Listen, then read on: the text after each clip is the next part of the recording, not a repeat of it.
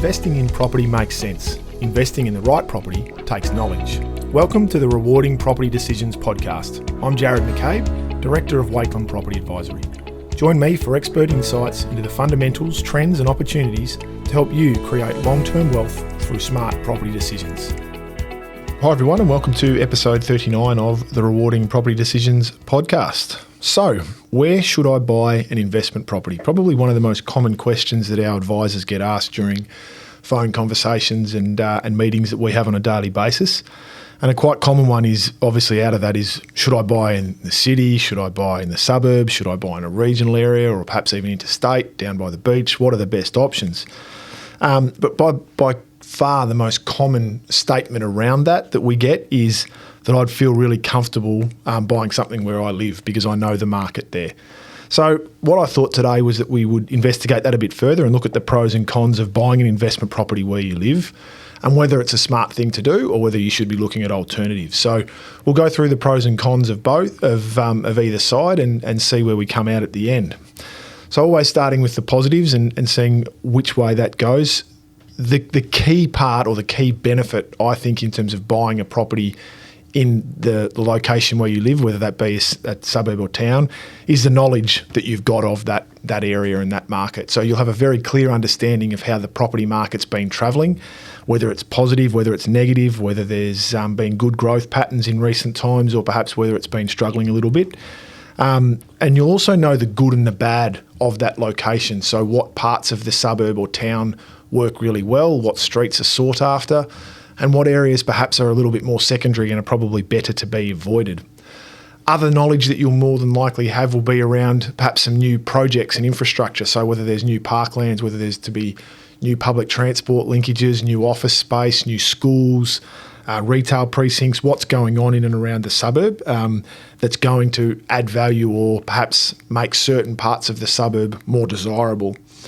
And then also the flip side of that, what areas might be lacking a little bit and therefore don't have the serviceability or perhaps aren't as desirable from a residency point of view and therefore, again, are probably best to be avoided.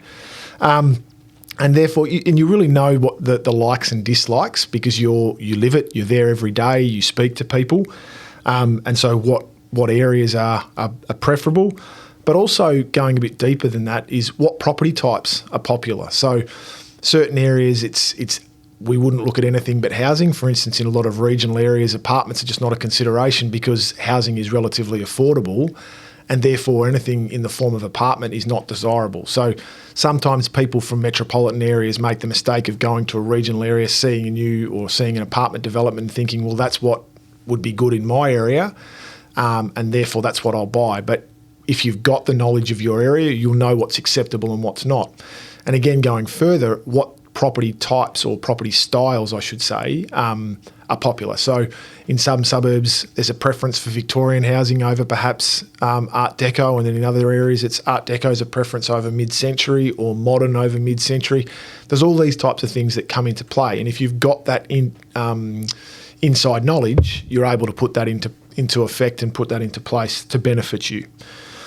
You'll probably also have a good understanding around school zones and where you should buy. So again, in metropolitan areas, Baldwin High School, University High, McKinnon Secondary College, those sorts of areas, locals will have the knowledge. Now you can do the research on that, but others will have the inside knowledge if you're living that every day.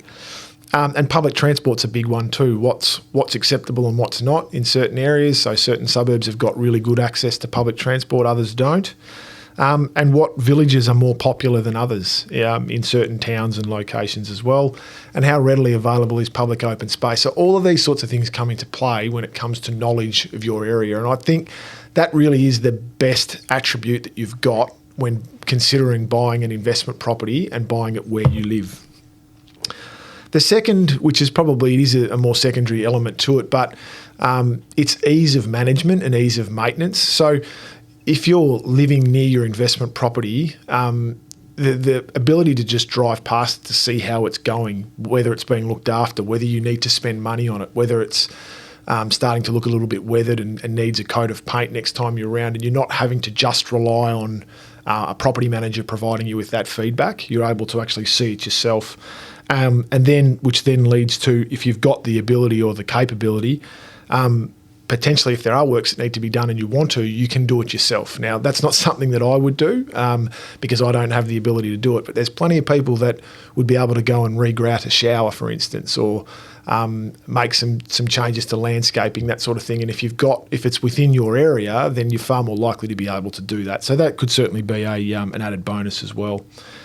And then it's the personal contacts. This is the next advantage that you've got, that you've more than likely got at your disposal. So, for instance, a property manager. Now, if it's a local area, you may have a friend, or you may have a friend of a friend, or someone else is able to refer you to a really good quality property manager who's got the expertise and the experience, and you've got that trust that they can do that. You've got the understanding of the market to hold them accountable, but also know that they've got a good stranglehold of that market. But you also know what's an appropriate fee to be paying for them as well. Whereas if you've bought a property, say interstate, you may not know, or it may not be the same as what's appropriate in the area that you live. And then that comes to also with trades. So if there's work that needs to be done, again, you may well have a friend or a contact through a club or a school that you could get to do that work on your behalf. You know they're going to be reliable because it's that personal contact. You know that the work's going to be quality, and you'll understand what the quote and the pricing is going to be fair as well. Whereas there's more reliance on others to provide those services that perhaps doesn't have that same accountability if it's not in the area that you live. So those are probably some of the main positives and the main reasons to consider purchasing a property where you live. So let's have a look at some of the cons. Now, as a former valuer, one of the key things that we were always taught and said around the industry was that the hardest property to value is your own, and that's because your judgment is very easily clouded. You quite often only focus on and only see the good in the property. There's never any negative attributes, and even if there are, they get overwhelmed by the positives. You see everything good in that property, and that can be the same with considering buying an investment property in your area. You only see the positives and don't necessarily see the negative side of things. And what that does is it leads to making emotional decisions rather than economical ones, and that is the key difference between buying a home or making a decision around a home and buying an investment property. It's not about emotion, it's about the economics and where that all kicks in. So that clouded judgment can be a bit of an issue when it comes to buying near where you live. The next is diversification and not wanting to have all of your eggs in one basket. Now, diversification can come in multiple forms. It's not just about the geographical side of things. And to give you an example of that, say someone that might live and own a home in Camberwell, they could also own an investment property in Camberwell and still have it diversified because it's perhaps a villa unit, and therefore, even though it's in the same suburb, it's a very different property market that's acting in there. So you have still diversified, and you're able to do that. I guess the issue there with buying in the same suburb is not all suburbs offer the ability to diversify with the type of property. Some of them have, a lot of suburbs and towns and things have very similar types of property, so you're not able to diversify with property type or style. So the only way you can really do it then is to do it geographically. And that's for the same reason as, for instance, if you're buying shares. You don't just buy all of your shares in a mining sector business or a company or in a banking or an airline or technology. You diversify, you buy it in different, so that if there's a hiccup in one of those areas, hopefully the others will make up for it. And it's even more important really with property, because you're not going to buy as many properties. You'll probably, at best, most people will have 2, maybe 3 if they're buying an investment property. And so the diversification is really important in that side of things. One of the next cons to consider is and it sort of leads on from the previous, is the availability of the right type of property, because not all properties work well as investments. And as I said, certain suburbs and towns are made up of very specific property types. So, for instance, some of the more modern suburbs on the outer areas of capital cities are very much focused on residential type estates, and the majority of those are going to be single or double story houses, detached houses on smaller blocks. And so it's very difficult to diversify within that and buy a different type of property. So it's really important when you are focusing on buying an investment property that you get these attributes right, because a good quality investment property will have a number of things, but key element is having multifaceted demand. And what we mean by that, which I've mentioned many times in the podcast, is different buyer profiles. So the different profiles that we talk about are first home buyers. There's upsizers, so those perhaps coming from an apartment up to a unit, or a unit up to a house, or a townhouse up to a house. There's downsizers. There's those that might be looking for a town base because perhaps they've moved out of town. There's obviously investors, but there's also developers. So there's a wide variety of buyer profiles there.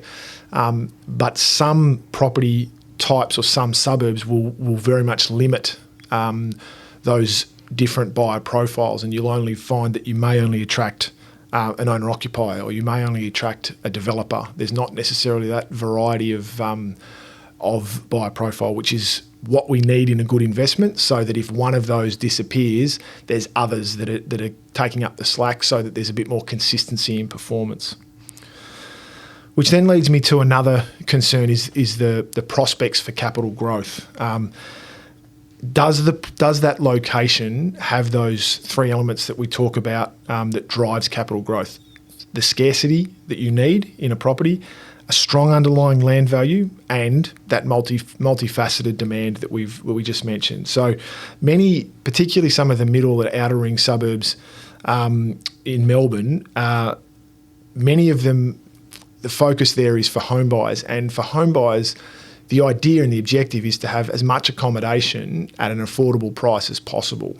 And that doesn't necessarily work from an investment point of view. We want those other avenues to be there to really put that pressure on the growth, so that we've got good land components, strong land components, we've got scarcity value that's not being replicated, and we've got more than one buyer profile that wants to buy that property, so that we've got that constant pressure that pushes demand up, and that gives us the growth, which you don't always get in some other areas. So you've got to be mindful of that as well. And then finally, the rental side of things and the rental demand. Does the location, the suburb, the town have a strong rental market? Because not all areas do.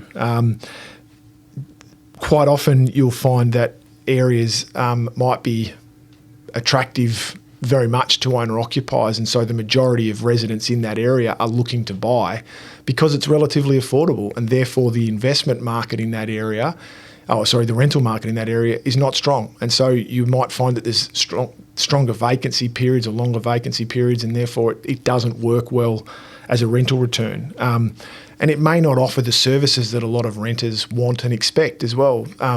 Owner-occupiers are quite often prepared to forego certain attributes because they have the ability to own a home, whereas renters expect to have those attributes to a property because they aren't paying off a mortgage, they're paying rent instead. So that comes into play as well. Also, you need to consider what's the likely renter profile. Who's likely to be the occupant of the property, and is it going to be someone that's going to look after your property, or could there be ongoing maintenance issues? And so that's something that you really need to stack up as well and weigh up. And then finally, as a rental return, is it justified? In some of the really higher land value areas, the rental return may be absolutely minimal. Now, capital growth is always the objective, but rental return is still important. And so if your rental return's dropping as a yield significantly, well, it may mean that there's better options around where you can still get the same level of growth that this suburb offers, but also get a better rental yield as well. Okay, so now I'll just go through to our case study. And as we've said, knowledge when it comes to selecting a location is really important, and a clear understanding of that is important, no matter whether it's buying in the area that you currently live or whether it's if you are looking to look wider afield.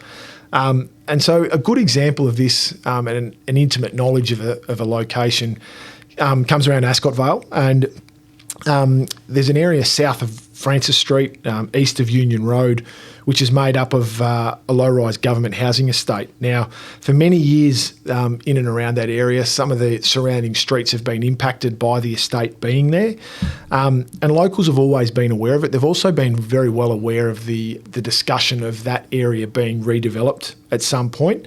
And the reason being that it's a fairly low density development. It's not a high rise like you do see around some of the inner city suburbs of Melbourne. But the fact that it is so low rise and there's not as many on there means that site is very undercapitalised, or has been undercapitalised, and therefore there's always been talk that at some point it's likely to be redeveloped, and that's come to fruition in the last 5 years or so. So originally the plan was to redevelop it, or the application and the idea was to redevelop it with a 4-storey development, but there was pushback from locals and from surrounding residents, and in the end it was agreed to put a 2 to 3-storey development on the site. Still apartments, but more in keeping with the surrounding area, a bit higher density than what's there at the moment, so that it's justified, but a more attractive style of property. So the fact that that's been done, any local resident had a very clear understanding that was coming about, and therefore knew that it was going to be a more favourable and attractive type property, and any expert who knew that area quite well was able to take advantage of that and potentially get into that market before perhaps others realised what was going on, and pick up properties at more valued opportunities. So having that knowledge really gave people in that area an advantage over perhaps others who were coming in from the outside. So it goes from both sides there, in that it certainly means that locals, and if you were an occupant there and you were buying in your area, you would know that and you could take advantage of that, which is obviously a good thing. So I think that's really what we need to understand, is that it's not a black or white, or definitely yes or no answer to buying in the area that you live.